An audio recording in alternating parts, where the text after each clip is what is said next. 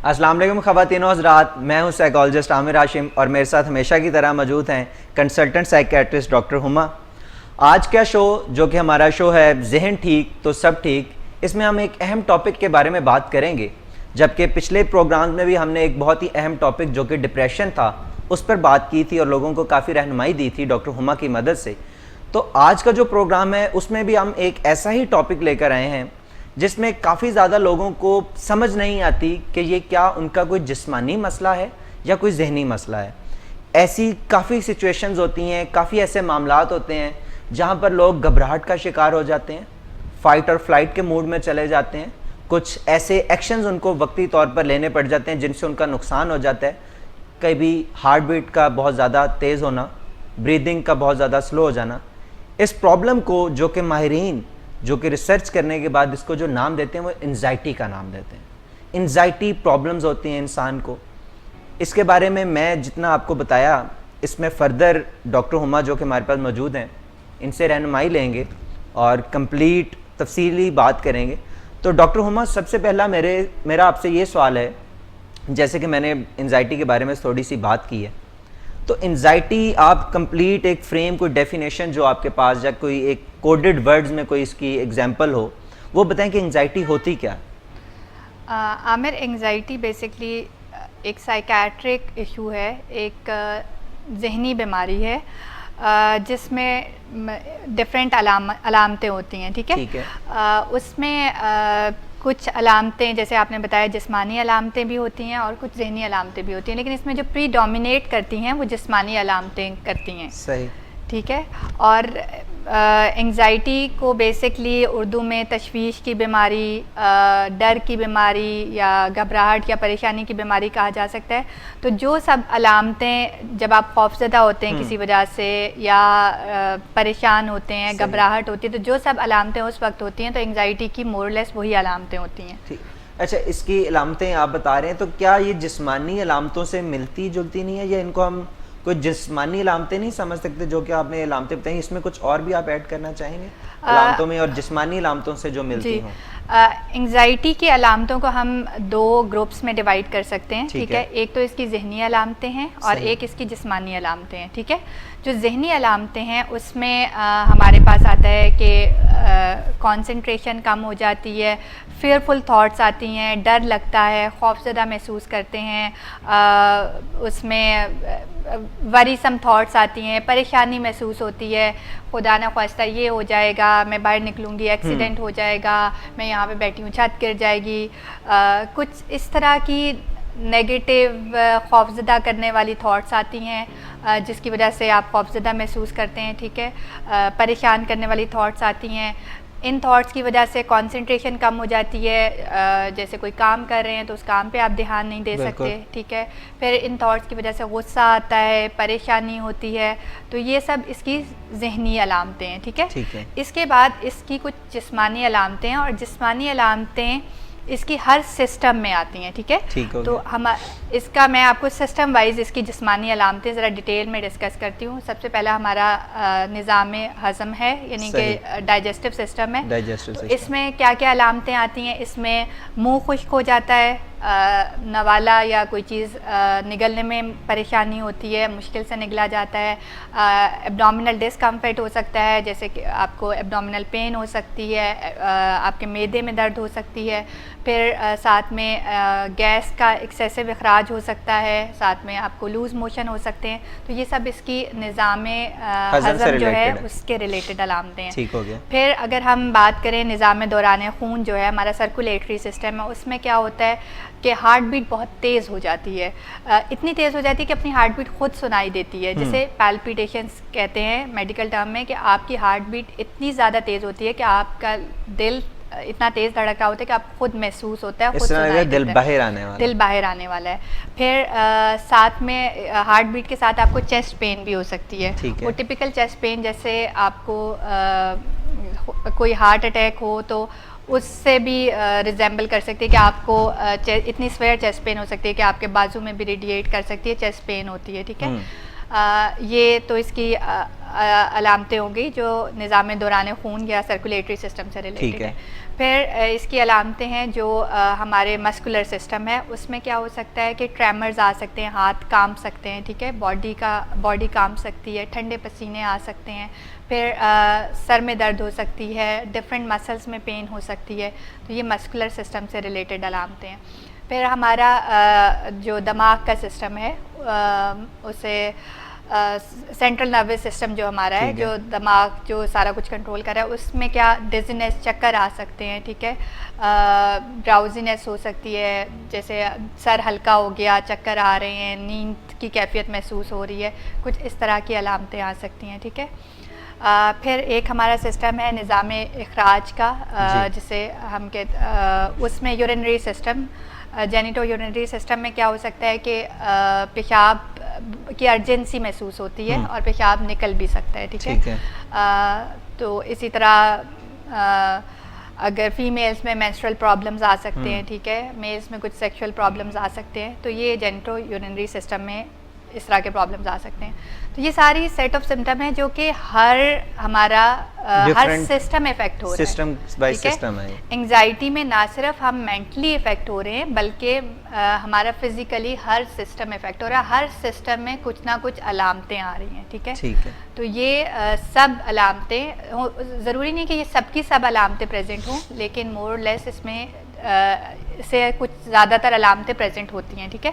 और ये जो इसकी जिस्मानी अलामतें हैं वो प्रीडोमिनेट करती हैं, यानी जिस्मानी अलामतें एज़ कम्पेयर टू ज़हनी अलामतें ज़्यादा होती हैं, और नज़र आ रही होती, जो नज़र आती हैं वो जिस्मानी अलामतें नज़र आती हैं। और इसीलिए इससे मतलब शुरू में समझने में मुश्किल होती है कि आया ये ज़हनी बीमारी है या जिस्मानी बीमारी है। अच्छा, आपने जैसे कि काफ़ी ज़्यादा एग्जांपल्स बताई सिस्टम बाय सिस्टम, कि जैसे हाथों का कांपना और हार्ट बीट का बहुत ज़्यादा तेज़ हो जाना, सांस का स्लो हो जाना, और जो आपने दूसरा बताया डाइजेस्टिव सिस्टम इफेक्ट हो जाता है, आपका यूरिन प्रॉब्लम हो सकता है। ये सारी बीमारियों को किसी हम फिज़िकल बीमारी से कंफ्यूज तो नहीं हो सकते? मतलब कि जैसे कि आप बता रहे हैं, तो अगर ये सुनने वाला कोई सुन रहा है तो उसको तो ये लग रहा है कि ये फिज़िकल प्रॉब्लम्स हैं रेदर देन कि ये एंजाइटी का कोई मसला है। ये बहुत इंपॉर्टेंट क्वेश्चन है, और ऐसा ही होता है क्योंकि जिस्मानी अलामतें प्रीडोमिनेट कर रही हैं, ठीक है। तो ये जितनी भी अलामतें, हर सिस्टम की जो अलामतें हैं वो एक ख़ास बीमारी की तरफ लेके जा रही होती हैं। जैसे जो अगर हम निज़ाम दौरान खून की बात करें, सर्कुलेटरी सिस्टम की जो अलामतें आ रही होती हैं वो ऐसे लग रहा होता है कि दिल का दौरा पड़ रहा है, बिल्कुल, ठीक है। कोई ना कोई बंदा रिलेट कर रहा होता है, हाँ। इसको नहीं समझते कि ये एंजाइटी का मसला है, वो बता रहे होते हैं कि ये मेरा प्रॉब्लम है, ये मेरा दिल का मसला है, मुझे कुछ हो जाएगा, मैं मर रहा हूँ, कुछ इस तरह की अलामतें। इसी तरह सांस लेने में डिफिकल्टी आ रही है, तो ऐसे लगता है कि सांस का कोई सीरियस मसला हो गया, ठीक है। चक्कर आ रहे हैं, बंदा ज़मीन पे गिर रहा है, हाथ कांप रहे हैं, जिस्म में दर्द हो रही है, तो ऐसे लगता है कि जिस्म में खुदा ना ख्वास्ता कोई सीरियस बीमारी चल रही है। तो इसको ये कंफ्यूज किया भी जाता है, और समटाइम डॉक्टर्स भी कंफ्यूज हो जाते हैं। लेकिन इसका तरीका ये है कि अगर कोई जिस्मानी अलामतें किसी जिस्मानी बीमारी की वजह से हैं, तो सिस्टम में कुछ ना कुछ मसला आया होगा, वो टेस्ट करवाए जाते हैं, इन्वेस्टिगेशंस करवाई जाती हैं। तो जो एंग्जाइटी के पेशेंट्स में सारी इन्वेस्टिगेशंस क्लियर आती हैं। जैसे अगर ईसीजी दिल की करवाई जाए, दिल की पट्टी जिसे कहते हैं, ईसीजी करवाई जाए, खून के टेस्ट करवाए जाए, तो ये सब नॉर्मल आते हैं एंग्जाइटी में, ठीक है। तो उससे ये पता चलता है कि ये कोई जिस्मानी बीमारी नहीं है, ये एंग्जाइटी है, ये साइकोलॉजिकल इलनेस है। इसको इस तरह डिफ्रेंशिएट किया जाता है, और वो ज़रूरी होता है क्योंकि इतनी कंफ्यूजिंग अलामतें हैं इसकी जिस्मानी अलामात कि अगर हम सबसे पहले अगर इवन साइकेट्रिस्ट के पास भी पेशेंट आता है तो हमारा फ़र्ज़ बनता है कि सीरियस जिस्मानी बीमारियों को रूल आउट कर लिया जाए, और उसको रूल आउट करने का यही तरीका होता है कि टेस्ट करवा लिए जाएँ, being on the safer side, सारे टेस्ट करवा लिए जाएँ, और एक दफ़ा कन्फर्म हो जाए कि ये जो सब अलामतें आ रही हैं ये किसी जिस्मानी अंडरलाइंग जिस्मानी बीमारी की वजह से नहीं है, ये एक साइकोलॉजिकल इलनेस ही है। लेकिन अक्सर तो यही होता है कि जब किसी डॉक्टर के पास एज ए साइकेट्रिस्ट नहीं, सिंपल किसी डॉक्टर के पास रजू किया जाए, तो ज़्यादातर वो यही होता है कि वो सिर्फ प्रॉब्लम को देख के मेडिसिन प्रिस्क्राइब कर दी जाती है रेदर देन कि आपका टेस्ट लिया जाए। जैसे कि आपने बताया कि साइकेट्रिस्ट हो तो वो रूल आउट करके सिस्टम वाइज को उसका फिर टेस्ट करते हैं कि वाकई ये एंजाइटी का इशू। लेकिन ज़्यादातर दूसरी तरफ देखा जाए तो लोग हमेशा मेडिसिन प्रिस्क्राइब कर देते हैं। ये भी एक प्रैक्टिस में तो चल रहा है जो कि गलत चीज़ है। इसको हमें कंडेम करना चाहिए कि बगैर किसी इन्वेस्टिगेशन के, बगैर किसी ठोस सबूत के आप उसको लेबल नहीं कर सकते कि इसको ये बीमारी है और उसकी दवाई स्टार्ट नहीं करा सकते, क्योंकि जब तक आपको पूरी तरह से श्योर नहीं हो जाए कि इसको ये बीमारी है, इसको कोई दिल का मसला है, तो तब तक आप दवाई शुरू नहीं करवा सकते। तो जितने भी नॉन कंसल्टेंट्स हैं या अच्छे डॉक्टर हैं वो तो कभी बिल्कुल नहीं, लेकिन हल्के फुल्के एरिया में देखा जाए तो इस तरह अगर एथिकली कोई प्रैक्टिस कर रहा है वो तो कभी ऐसा नहीं करेगा, क्योंकि मरीज ज़्यादा इम्पॉर्टेंट है और उसका डायग्नोसिस ज़्यादा इम्पॉर्टेंट है एज़ कम्पेयर टू के उसे सिर्फ तनख्वाह दिया जाए कुछ दवाई दे के। तो वो मैनेज करना ज़्यादा इम्पॉर्टेंट कि आया इसको कोई जिस्मानी बीमारी है वो पता लगना ज़्यादा ज़रूरी है, और उसका पता ऐसे ही लगाया जा सकता है कि उसके पहले टेस्ट करवाए जाए, इन्वेस्टिगेशन करवाए जाए। मतलब ये दोनों तरफ होता है, जो भी प्रैक्टिस अच्छी प्रैक्टिस पर डॉक्टर है वो दोनों हमेशा ये टेस्ट करवाते हैं। साइकेट्रिस्ट के पास अगर ऐसा पेशेंट आए तो उसका भी ये फ़र्ज़ बनता है कि पहले जिस्मानी बीमारियां, फिजिकल इलनेसेस रूल आउट कर ले, और अगर आम जनरल फिजिशियन के पास या किसी का और कंसल्टेंट के पास भी ऐसे पेशेंट्स आते हैं तो उनको भी चाहिए कि जिस्मानी बीमारियां रूल आउट करके उसको रेफर कर दे साइकेट्रिस्ट के पास। सही, ठीक है। अच्छा, ये जो एंजाइटी पे हम बात कर रहे हैं इसकी इकसाम भी हैं कुछ? जी, एंजाइटी की 3 इकसाम है, 3 बड़ी इकसाम है, उसके बाद उनको फर्दर डिवाइड किया गया है। एक एंजाइटी होती है जिसे कहते हैं जनरलाइज्ड एंजाइटी डिसऑर्डर, ठीक है। फिर सेकंड पे आते हैं फोबिक एंजाइटी डिसऑर्डर्स, ठीक है, और तीसरे नंबर पे आते हैं पैनिक डिसऑर्डर्स या पैनिक अटैक्स, ठीक है। General anxiety disorder, generalised anxiety disorder पहला है, फिर हैं फोबिक एंजाइटी डिसऑर्डर्स, ठीक है। फोबिया लफ्ज़ कॉमनली सुनने में आता है, जी, फोबिया है, इसको इस चीज़ का फोबिया है, इसको इस चीज़ का फोबिया है। फोबिया का जनरल मतलब डर होता है, तो ये फोबिक एंजाइटी डिसऑर्डर्स होते हैं, ठीक है। फिर तीसरी कैटेगरी है पैनिक डिसऑर्डर, ठीक है, जनरलाइज्ड, फोबिक और पैनिक डिसऑर्डर। अच्छा, जनरलाइज्ड फोबिक डिसऑर्डर जो आप बता रहे हैं इसके बारे में आप जरा थोड़ा सा generalised anxiety disorder. Generalised anxiety disorder basically क्या होता है, जो मैंने आपको पहले एंजाइटी की अलामतें बताई हैं, जो साइकोलॉजिकल अलामतें और जिस्मानी अलामतें इसमें हर वक्त प्रेजेंट होती हैं। जनरलाइज्ड एंजाइटी डिसऑर्डर में बग़ैर किसी वजह के कोई वजह प्रेजेंट नहीं होती। ये एंजाइटी की अलामतें पाई जाती हैं, मतलब दिन के मोस्ट ऑफ द टाइम, दिन के ज़्यादातर हिस्से में एंजाइटी की अलामतें पाई जाती हैं। गैर मामूली खौफ महसूस होता है, बग़ैर किसी वजह के खौफ महसूस होता है। इसकी एग्जांपल किस तरह दी जा सकती है, जैसे कोई पेशेंट आते हैं, वो कहते हैं कि उन्हें रात को सोते हुए या घर में कमरे में ये डर लगता है छत गिर जाएगी, एग्जैक्टली या पंखा गिर जाएगा। मेरे साथ एक भाई थे तो वो कहते थे कि मैं पंखे के नीचे कभी नहीं बैठ सकता, किसी के घर में मेहमान भी जाऊं तो मेरे लिए बहुत ज़्यादा प्रॉब्लम होता है अपनी सीट को एडजस्ट करना। कहते हैं कि जब भी मैं पंखे के नीचे बैठता हूं मुझे लगता है कि ये पंखा मेरे ऊपर गिर जाएगा। बाहर नहीं जा सकते कि एक्सीडेंट हो जाएगा, गाड़ी जो आ रही है वो मुझे मार देगी, गाड़ी जो आ रही है वो मुझे मार देगी। हर टाइम एक खौफ जहन में सवार होता है। इतनी वरीसम थॉट्स, नेगेटिव थॉट्स, परेशान कुन थॉट्स से इनका माइंड भरा हुआ होता है। कहीं भी जाना, मुझे ये नुकसान हो जाएगा, हॉस्पिटल जाऊंगा तो मुझे किसी से ये बीमारी लग जाएगी, मतलब undue negative worry daily routine की, और हर टाइम दिन के ज़्यादातर हिस्से में ये एंजाइटी में ही रहते हैं। इनको वही जिस्मानी अलामतें, इनको पैल्पिटेशन रहती है, सांस लेने में डिफ़िकल्टी, वो जो पहले सारी जिस्मानी अलामतें डिस्कस की हैं वो कम ज़्यादा होती रहती हैं लेकिन दिन में प्रेजेंट रहती हैं। और इस जनरलाइज्ड एंजाइटी डिसऑर्डर में जो एंजाइटी की अलामतें हैं वो तकरीबन पिछले 6 महीने तक रहनी चाहिए, तब हम इसको जनरलाइज्ड एंजाइटी डिसऑर्डर कहते हैं। यानी कि जनरलाइज्ड एंजाइटी डिसऑर्डर में अगर पिछले 6 महीने में एंजाइटी की अलामतें दिन के ज़्यादातर हिस्से में रही हैं और बग़ैर किसी वजह के, बग़ैर किसी कोई ऐसी सिचुएशन नहीं हुई, कोई ऐसा फैक्टर्स नहीं मिलते आपको, कोई सॉलिड रीज़न नहीं मिलती, तो ये अगर अलामतें रहती हैं तो इसको जनरलाइज्ड एंजाइटी डिसऑर्डर कहते हैं। सेकंड आपने बताया था कि फोबिक एंजाइटी डिसऑर्डर, वो क्या है?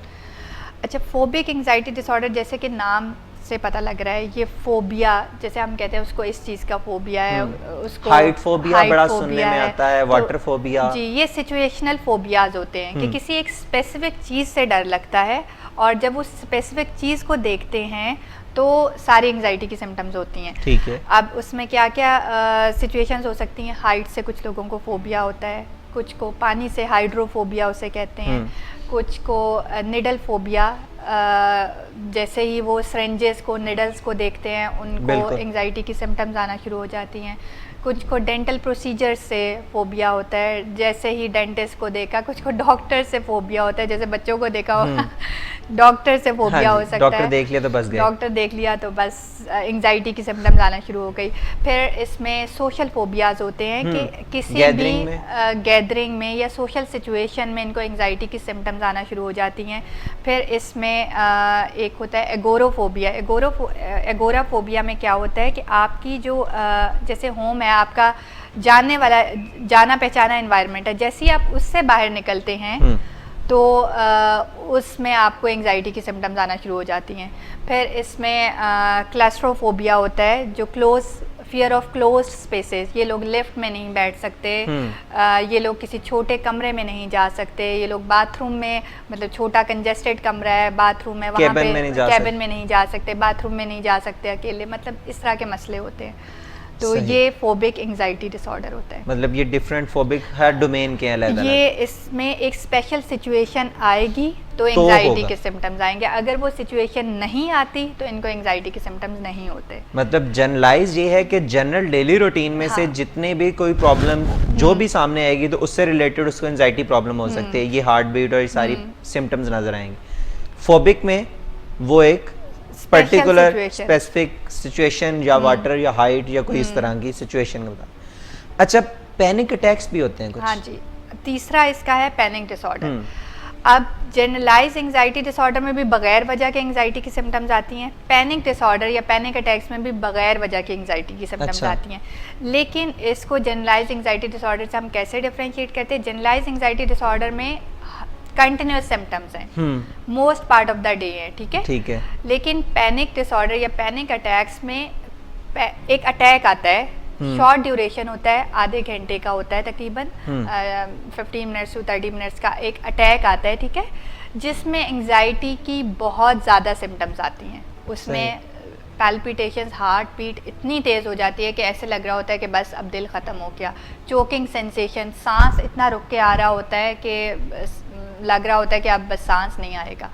डिजीनेस हो रही होती है। मतलब एंजाइटी की सिम्टम्स बहुत ज़्यादा इंटेंसिटी से आती हैं और वो शॉर्ट लिव्ड होती हैं, थोड़ी सी देर के लिए आती हैं और विदाउट एनी कॉज आती हैं, ठीक है। किसी भी टाइम आ सकती हैं, अटैक्स की फॉर्म में आती हैं, जो कि कुछ मिनट से 15 टू 30 मिनट्स रह सकता है अटैक, ठीक है, इससे कम भी हो सकता है। अटैक होता है जिसमें एंजाइटी की सिम्टम्स बहुत ज़्यादा इंटेंसिटी से आती हैं और उसके बाद वो ख़त्म हो जाता है, खुद ही ख़त्म हो जाता है। मतलब एक ड्यूरेशन के लिए रहता है, फिर गायब, फिर ख़त्म हो जाता है। और ये अटैक्स बार बार आते हैं और ये पेशेंट के लिए बहुत ज़्यादा बॉदरसम होता है कि इस तरह का अटैक आना कि जिसमें लगे कि मेरी जान ही ख़त्म हो रही है, पता नहीं मैंने बचना भी है कि नहीं। पैनिक डिसऑर्डर एंजाइटी की स्वेयर फॉर्म है, क्योंकि एंजाइटी की जो जिस्मानी अलामतें हैं इसमें बहुत ज़्यादा इंटेंसिटी से आती हैं और मोस्टली ये लोग इमरजेंसी में ही लैंड करते हैं, क्योंकि ऐसे लग रहा होता है कि अब ये ख़त्म हो गया, तो घर वाले भी परेशान हो जाते हैं, वो खुद भी परेशान हो रहा होता है, तो फ़ौरन उसको इमरजेंसी लेके जाया जाता है कि शायद कोई सीरियस सूरत हाल हो गई है, शायद कोई वाकई दिल का मसला हो गया है या सांस का कोई स्वेयर प्रॉब्लम हो गया है, तो ये बार बार इमरजेंसी में लैंड होते हैं। अच्छा, ये दिन में एक से ज़्यादा बार हो सकता है कि नहीं? पैनिक अटैक्स जो है ना, जब इसे हम पैनिक अटैक या पैनिक डिसऑर्डर कहेंगे, ये 3 से 4 एपिसोड्स एक महीने में होनी चाहिए, ठीक है। अब इससे ज़्यादा भी हो सकती हैं, कुछ बहुत ज़्यादा मतलब ये एवरेज या स्वेरिटी बढ़ जाए तो रोज़ाना भी एक हो सकता है, लेकिन इसको डायग्नोज करने के लिए महीने में 3 से 4 एपिसोड्स होनी चाहिए। अब इसमें इन सब एंजाइटी की जो डिफरेंट टाइप्स हैं, इसमें भी एक तो ये कि ड्यूरेशन ऑफ इलनेस मैटर करता है। Generalise anxiety disorder, phobic anxiety disorder या पैनिक डिसऑर्डर के लिए, जनरलाइज एंजाइटी और फोबिक एंजाइटी डिसऑर्डर के लिए तो 6 महीने का ड्यूरेशन है। 6 महीने तक अलामतें आ रही हैं तो हम उसको कह देंगे कि ये या तो जनरलाइज्ड है या फोबिक एंजाइटी डिसऑर्डर है। और अगर उसके बाद पैनिक डिसऑर्डर में क्या है कि 1 महीने में 3 से 4 एपिसोड्स आ गई हैं तो पैनिक डिसऑर्डर कहा जा सकता है। साथ में इसमें फंक्शनल डिक्लाइन आना चाहिए। फंक्शनल डिक्लाइन के जो काम वो कर रहा है, जैसे वो स्कूल जा रहा है, कॉलेज जा रहा है, कोई पढ़ाई वगैरह कर रहा है, कोई जॉब कर रहा है, तो वहाँ पे डिक्लाइन आ जाता है। वहाँ पे उसकी परफॉर्मेंस इफ़ेक्ट होना शुरू हो जाती है, परफॉर्मेंस में कमी आ जाती है। इसी तरह उसके रिलेशनशिप्स ख़राब होना शुरू हो जाते हैं, सोशली और ऑक्यूपेशनली उसकी परफॉर्मेंस में काफ़ी ज़्यादा ख़राबियाँ आ जाती हैं। डॉक्टर हुमा, मेरे पास अभी और भी सवाल हैं, लेकिन अभी टाइम हो रहा है कि हम ब्रेक ले लें।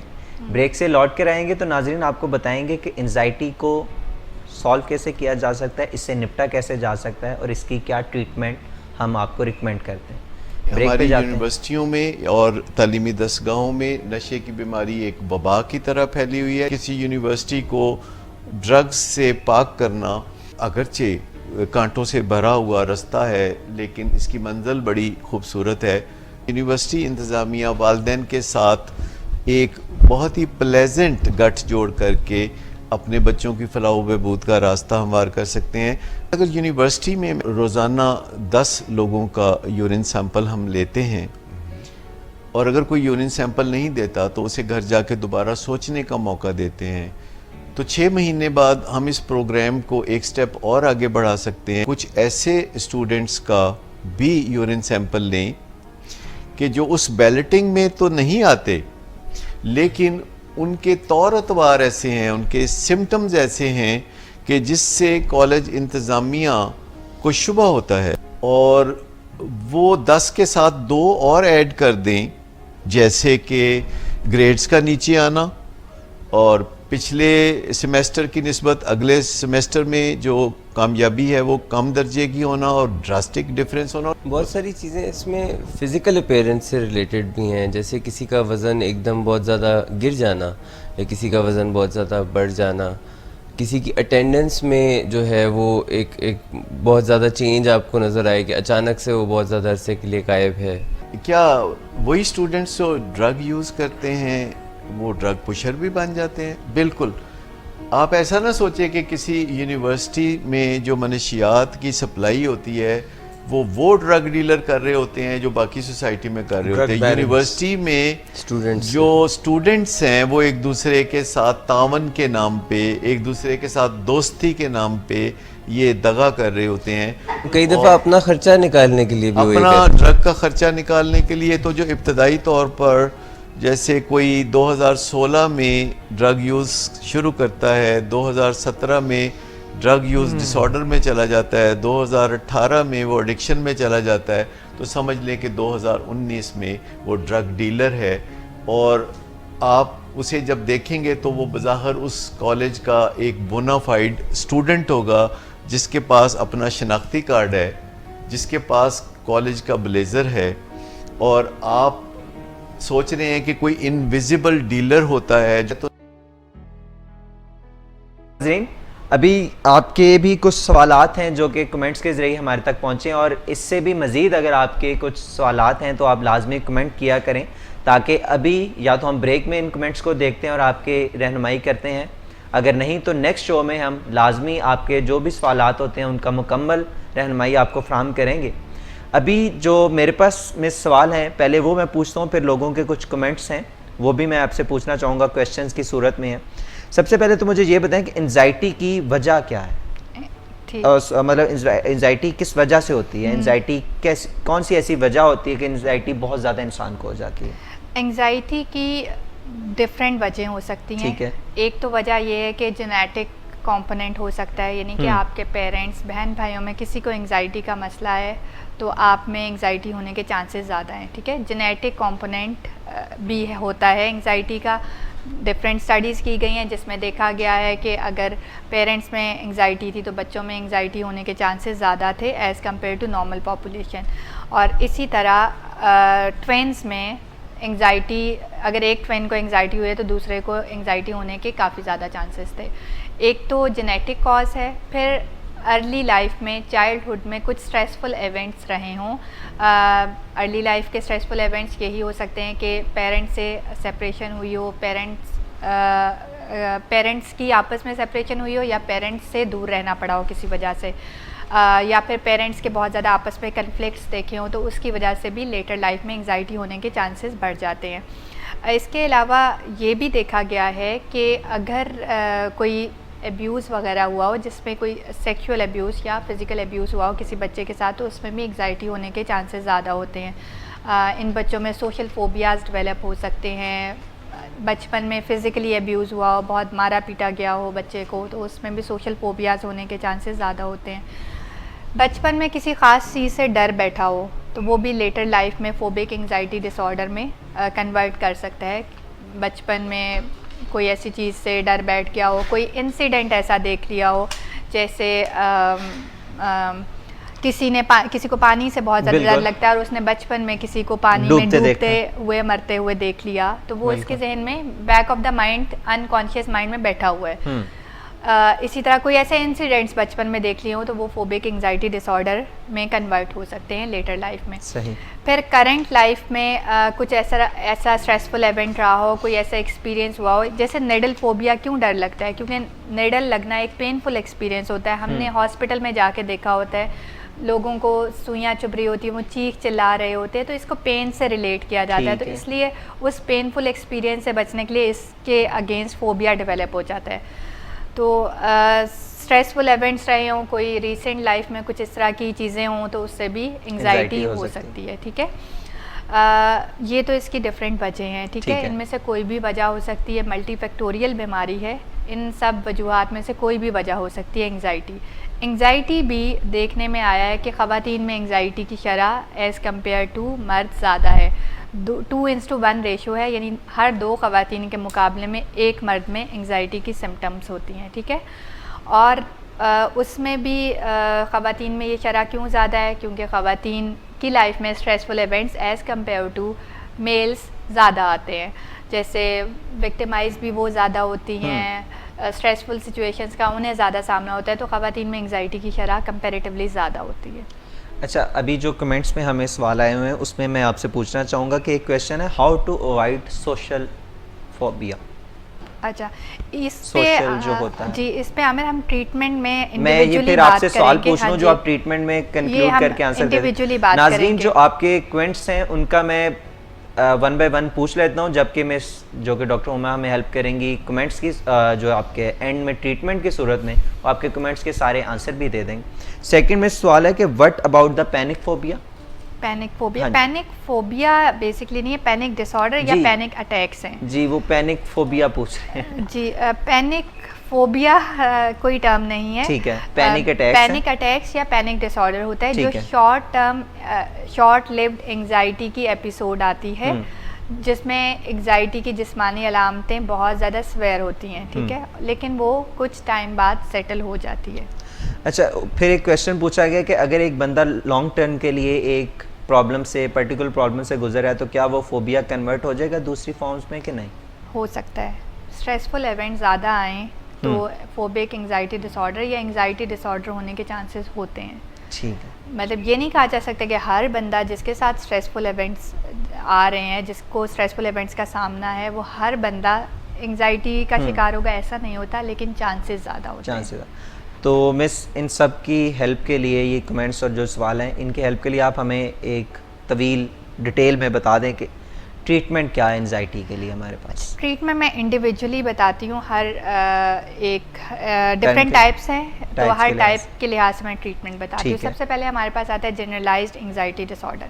अच्छा, एंग्जाइटी में ट्रीटमेंट सबसे पहले तो रीएश्योर किया जाता है, ठीक है, कि ये जो बीमारी है ये ज़हनी बीमारी है, इसका जिस्मानी बीमारी से कोई ताल्लुक़ नहीं है। सही। क्योंकि सबसे ज़्यादा परेशानी लोगों को ये होती है कि खुदा ना ख्वास्ता उन्हें कोई सीरियस मसला है जो कि हल होना चाहिए, तो उन्हें बार बार रीएश्योर किया जाता है कि ये ज़हनी बीमारी है जो कि जहन में कुछ केमिकल्स के Imbalance है। कम होने से होती है। वो केमिकल्स के बारे में भी अभी डिस्कस करते हैं ट्रीटमेंट के बाद कि वो क्या केमिकल्स होते हैं जिससे एंग्जाइटी होती है। अब वो केमिकल्स के कम होने से ये बीमारी होती है और इसका जिस्मानी बीमारी से कोई ताल्लुक़ नहीं है, तो बार बार ये बात बताई जाती है। फिर उनको कुछ रिलैक्सेशन एक्सरसाइजेज, डीप ब्रीदिंग बताई जाती है, लंबे सांस लेने, डीप ब्रीदिंग करनी है, कुछ रिलैक्सेशन एक्सरसाइजेज बताई जाती हैं। ठीक है, वो मैं नेक्स्ट किसी प्रोग्राम में ठीक है, ये सब डिटेल में बता चीज़ें देंगे। भी बताऊंगी कि कैसे डीप ब्रीदिंग की जाती है और कैसे रिलैक्सेशन एक्सरसाइजेज की जाती हैं।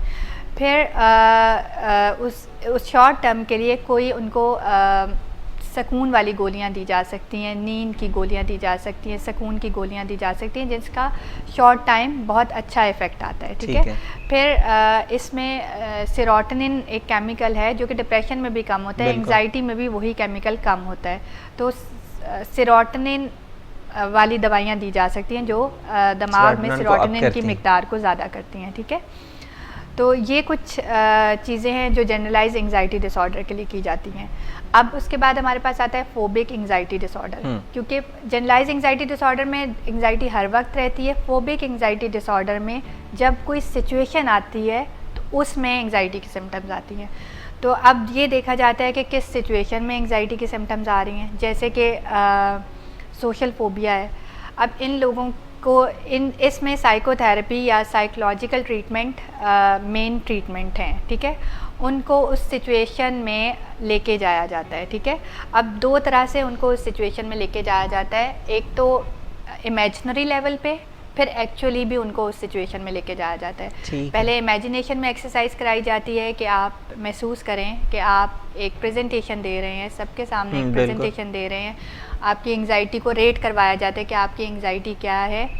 फिर आहिस्ता आहिस्ता उस पर रिलैक्सेशन एक्सरसाइजेस करवा के, डीप ब्रीदिंग करवा के उनकी एंग्जाइटी कम की जाती है, दोबारा रेट करवाया जाता है एंग्जाइटी को। फिर उनको इसी तरह एक्चुअल सिचुएशन में लेके जाया जाता है। ठीक है। एक तो ये किया जाता है। फिर एक सिस्टेमिक डिसेंसिटाइजेशन है जिसमें Aahista Aahista step by step उस सिचुएशंस के पास करीब तरीन लेके जाया जाता है। जैसे किसी को निडल फोबिया है, सबसे पहले उसको वीडियोस दिखाई जाएंगी जिसमें निडल्स यूज़ हो रही, ठीक है, निडल्स यूज़ होंगी। फिर उसको पहले इमेजिनरी लेवल पे फिर विजुअल्स दिखाए जाएंगे, फिर उसको हॉस्पिटल लेके जाया जाएगा। फिर साथ में हॉस्पिटल कोई बंदा खड़ा होगा, उसको रिलैक्सेशन एक्सरसाइज, डीप ब्रीदिंग, पहले साथ में कोई बंदा होगा, फिर उसको अकेले लेके जाया जाएगा।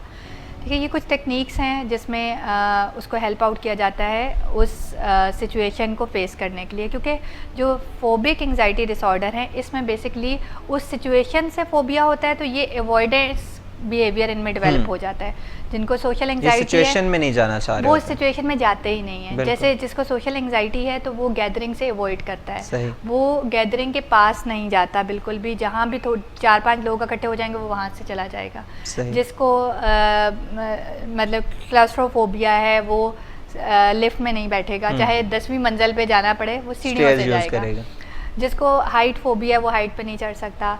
जिसको फ्लाइंग फोबिया भी होता है, प्लेन में नहीं बैठ सकते, तो वो फिर उस सिचुएशन को अवॉइड करना शुरू कर देते हैं। और जो सम टाइम बहुत ट्रबल सम हो जाता है कि सम टाइम आपके पास चॉइस नहीं रहती, आपको लोगों को फेस करना पड़ता है, आपको प्लेन में बैठना पड़ता है, आपको उस सिचुएशन में जाना पड़ता है। तो फिर इनके लिए ज़रूरी है कि इनको ये एक्सरसाइजेस कराई जाती हैं। एकदम से उस सिचुएशन में नहीं लेके जाया जाता, आहिस्ता आहिस्ता पहले इमेजिनरी लेवल पे, फिर विजुअल्स दिखा के, फिर एक्चुअल में उस सिचुएशन में लेके जाया जाता है। और अगर फिर भी एंग्जाइटी बहुत ज़्यादा है तो कुछ सुकून वाली दवाइयों की हेल्प ली जा सकती है। और अगर प्रॉब्लम बहुत लंबे अरसे से चल रहा है और ये सब टेक्निक्स भी काम नहीं कर रही, तो कुछ अरसे के लिए इनके सेरोटोनिन लेवल्स भी बिल्ड करने की दवाइयाँ दी जा सकती हैं। ठीक है। अब ये हो गए फोबिक एंग्जाइटी डिसऑर्डर, जिसमें हमने बात की मेन स्टे है साइकोथेरेपी, लेकिन हम मेडिसिन की भी हेल्प ले सकते हैं। अब सबसे आखिर में पैनिक अटैक्स, जो कि एंग्जाइटी की वर्स्ट तरीन फॉर्म है। ठीक है, क्योंकि इसमें जिस्मानी अलामतें बहुत ज़्यादा होती हैं।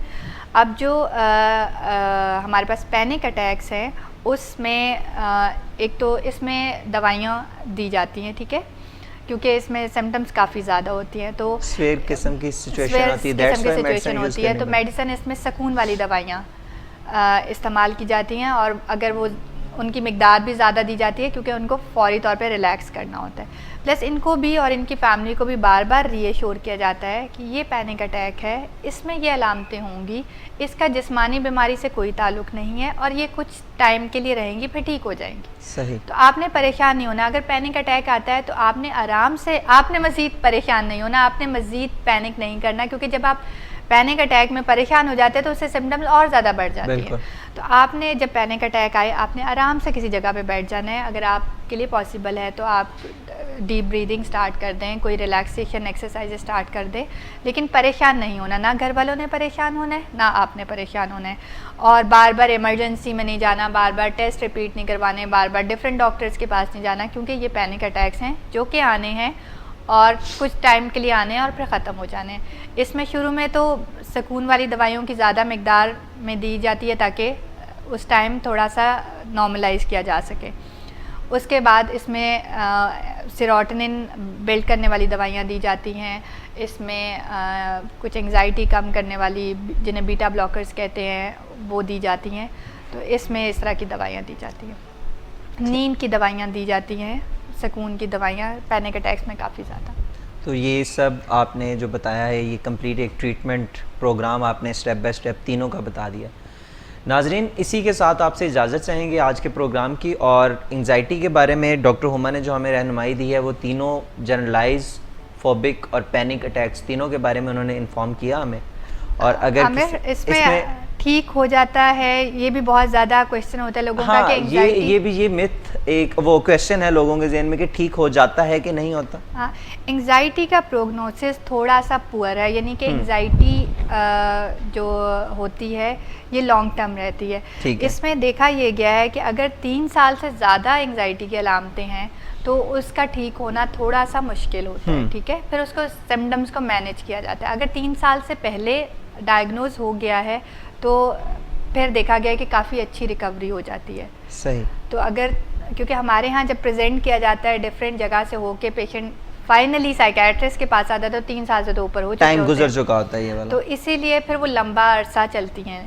लेकिन लोग जो चाह रहे होते हैं वो चाह रहे होते हैं कि अभी ही आज ही ठीक करके दे। एंग्जाइटी का लॉन्ग टर्म ट्रीटमेंट है, लंबे अरसे तक ट्रीटमेंट होता है और इसमें आपको काफ़ी पेशेंस से काम लेना होता है। इवन साइकोथेरेपी में भी आपको बार बार सेशंस के लिए आना पड़ता है। तो हमारे पास वैसे तो बहुत फालतू टाइम होता है, लेकिन डॉक्टर या साइकोलॉजिस्ट के पास सेशन अटेंड करने का हमारे पास टाइम नहीं होता। एग्जैक्टली हमारे साथ भी यही। फॉलोअप हमारा बहुत पुअर होता है। बिल्कुल। वैसे हम कहीं भी नान चने बैठ के खाएंगे और उसमें घंटों गुजार देंगे, लेकिन डॉक्टर के पास हफ्ते में एक दफ़ा जाना है, हमारी अपनी सेहत के लिए जाना है, तो वो हम नहीं जाते।